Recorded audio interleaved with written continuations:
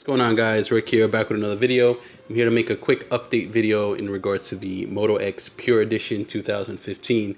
I caught some heat in my last video because people said I was being too negative about it. So I did get a replacement unit from my first unit, and it is a lot better.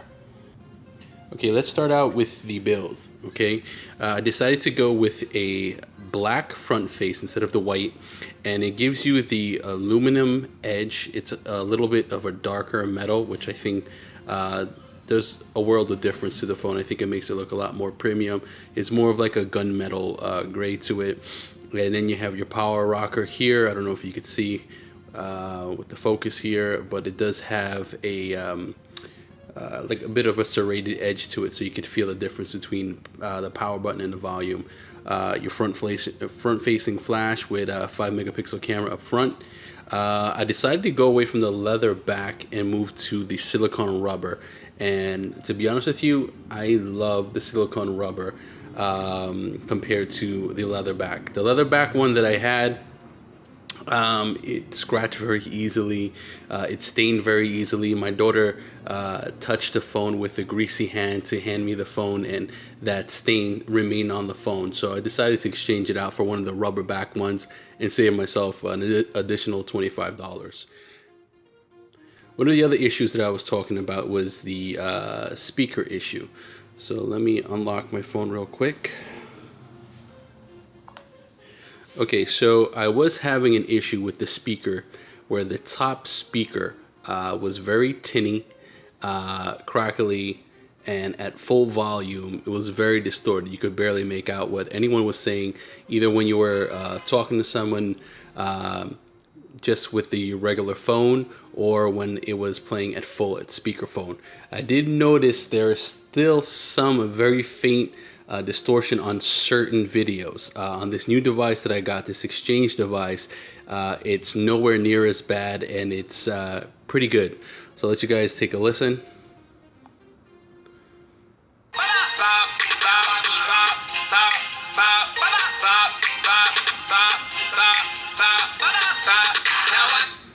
Now, the only other issue that remains on this, which is a known issue with the device, is when you turn the phone in portrait mode and then you turn it clockwise into landscape mode, the stereo skips a beat for a second.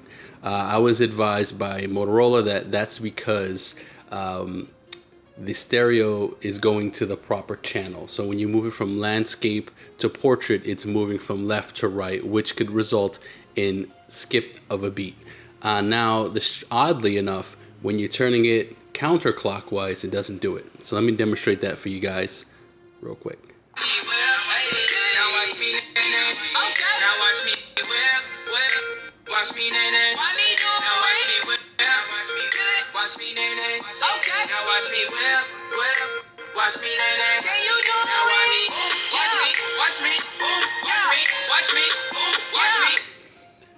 So if you guys didn't notice, like I said, when I moved it counterclockwise, you didn't hear the skip of a beat, but when I moved it clockwise, you did.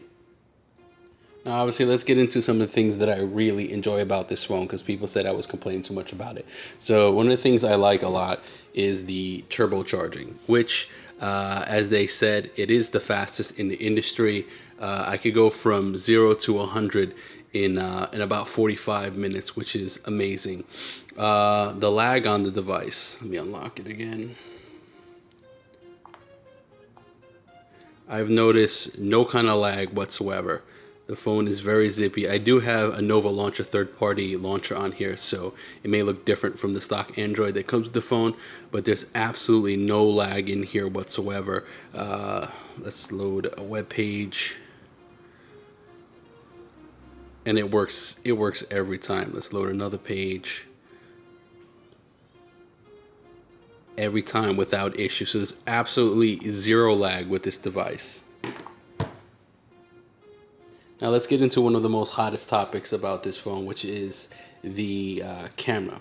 We all know on the past Moto X, the cameras really were weak, they were poor, and not done very well. This camera is one of the best cameras that are out there right now in regards to you know, taking regular photos when you're outside taking photos. However, this camera suffers a lot in low light photos, so it's still an issue with that camera.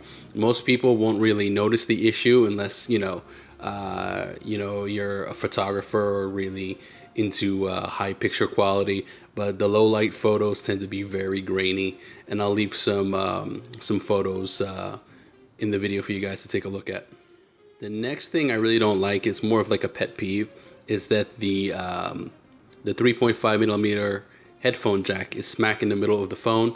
So when I'm using the phone, listening to something, it's kind of just dangling over the side and really doesn't have a clear place to be. I would much rather had it here on the bottom like most other manufacturers are doing nowadays. And then let's get into the display. My camera really can't do the display no justice, but I'm trying to get it as close as possible, and the pixels may be more from my my camera as opposed to the actual phone, but you can notice no pixels whatsoever. So this display is really amazing. Is it the best display out there? No. The Galaxy S6 Edge and the Note have the best display out there. Sorry about that interruption, guys. Someone was at my door. But yeah, like I said, overall, this is an amazing phone. However, I am going to return this phone because the Note 5X and the Note P, whatever they're calling it right now, is coming out this week. So I'm within my 14-day return policy, and I think I'm going to return this phone and try to get myself the I'm sorry, not the Note, the Nexus 5X and the Nexus 6P. I think that's what they're calling it. So overall, this is a great phone, and obviously for the price at $399 starting, after tax, after the 32 gig variant that I purchased, it came out close to $475-ish, something like that. So close to $500 after everything is said and done out the door. And I think that the Nexus brand will have more to offer me, one with the fingerprint scanner, and some of the additional features that this phone already has at a lesser price point. I think it'll have front-facing speakers as well. It won't have the flash. I don't believe it's going to come with a 21 megapixel sensor. However, this sensor on here is not really great in low light, and I know LG makes really good cameras, so I'm hoping that their camera will be on par with this one. And a lot of the same features, obviously stock Android and quick updates and things of that nature. So I am gonna wait for the Nexus line to come out. So guys, let me know what you thought of this video. Please give me a thumbs up if you can, and then in addition to that, just give me your thoughts on whether you think you should go for the Moto X Pure Edition or you should wait for the Nexus line to come out. All right, I'll see you guys in the next video.